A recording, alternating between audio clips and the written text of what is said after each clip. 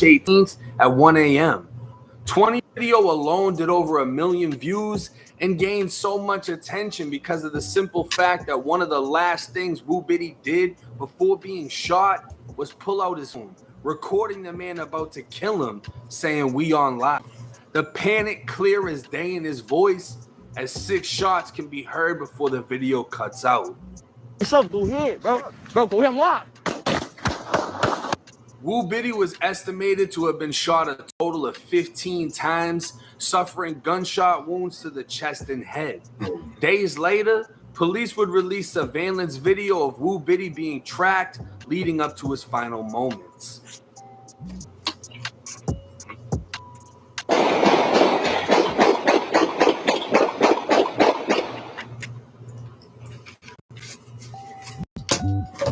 A second murder took place March 18th at 1 a.m. 20-year-old Ronnie Hargrove had been in jail for roughly 2 weeks before his father was able to produce a $200,000 bail.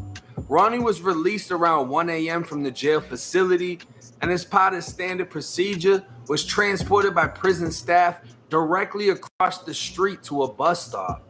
He'd wait 45 minutes for his family to pick him up before running for his life back onto the jail facility property, through the gates and into the parking lot.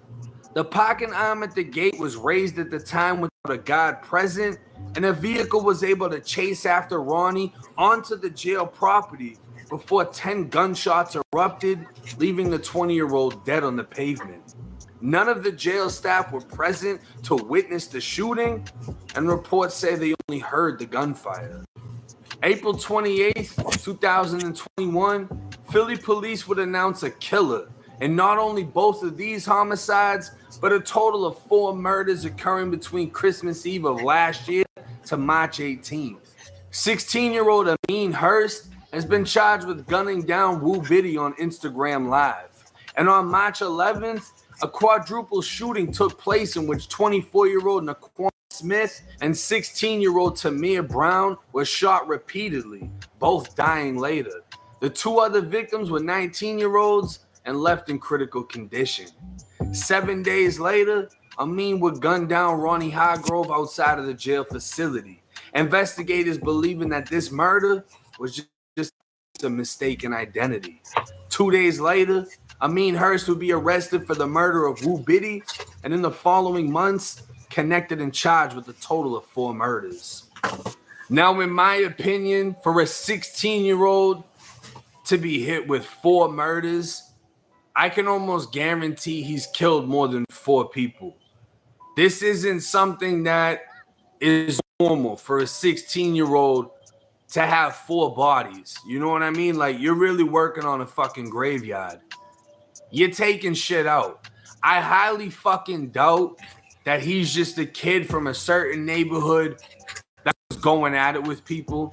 What I'm thinking in my mind is he had some older people around him that were leading him into situations. You got to understand, when you're young and you're dumb, a small amount of money can seem like the biggest. $10,000 to a 16-year-old, fucking crazy. If you look back at the Boosie murders, Boosie allegedly paid, what, $1,200 to have somebody killed?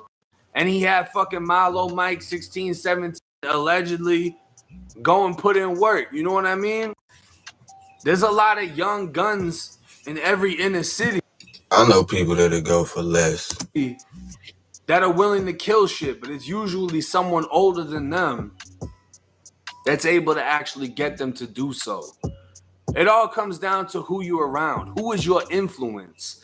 If you have a negative influence and you have a mind similar to a sponge where you'll just absorb whatever's around you, they can breed you into exactly what they want you.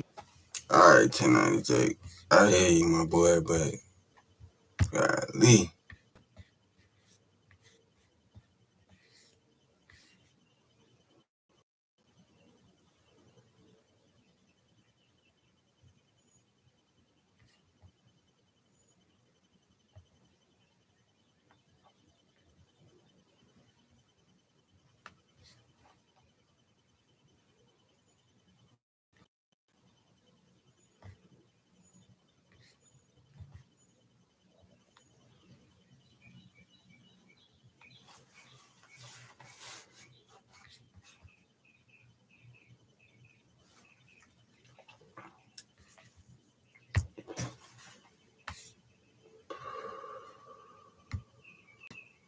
You're looking to go back to school, waiving their application fee through May 31st. They have over 125 online degrees and certificates, and you'll pay $0 for digital materials in most courses. UMGC, apply at no cost today.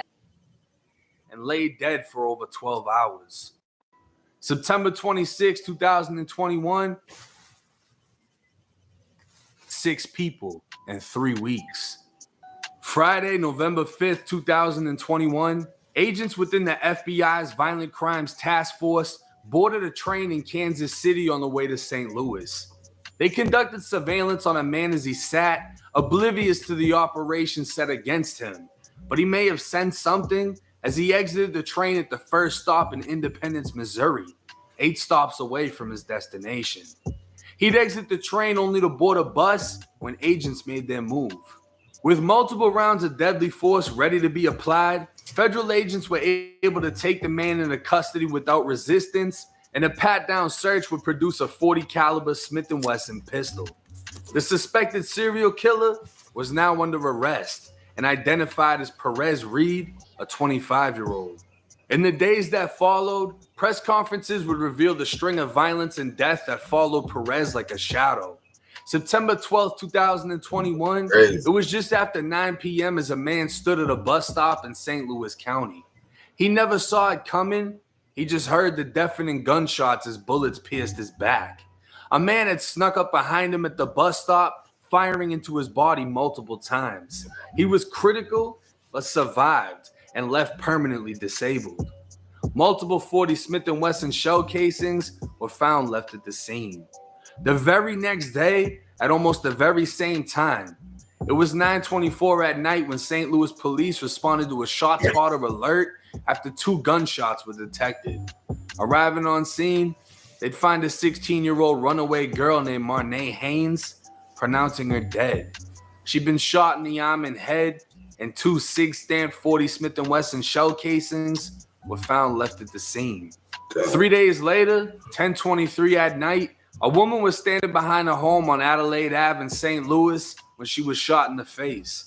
Police responded to the gas station down the street where they located the woman. She was conscious and breathing, but unable to tell police what had happened when an ambulance transported her to the hospital in stable condition. Responding officers followed a blood trail from the BP gas station down the street and through the back of the homes leading to the scene of the shooting. They'd find a single SIG-stamped .40 caliber Smith & Wesson shell casing. An hour and 23 minutes later, officers responded to a call for help roughly 11 blocks away. 49-year-old Pamela Abercrombie was fatally shot in the head and pronounced dead at the scene. A single SIG-stamped Smith & Wesson shell casing was found. September 19, 2021, it was just after noon when St. Louis police responded to a sudden death call.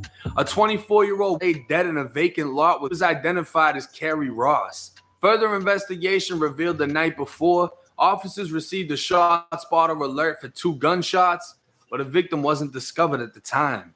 Investigators determined Carrie was killed roughly just before midnight and lay dead for over 12 hours. September 26, 2021, Ferguson officers responded to a shot spotter alert at 7:15 in the morning on Barbados Lane. 40-year-old Lester Robinson's body was found dead with a gunshot to his head and hand. 2 .40 caliber shell casings were found at the scene. October 28, 2021, Perez took a train to Kansas City. An hour and a half later, it was 11 that night when surveillance cameras captured a man entering an apartment in the 900 block of Washington Boulevard.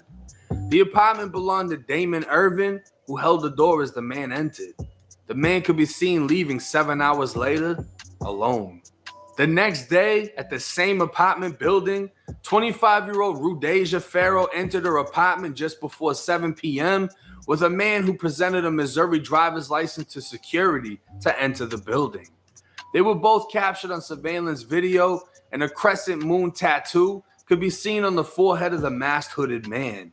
He'd leave the apartment 17 minutes later alone.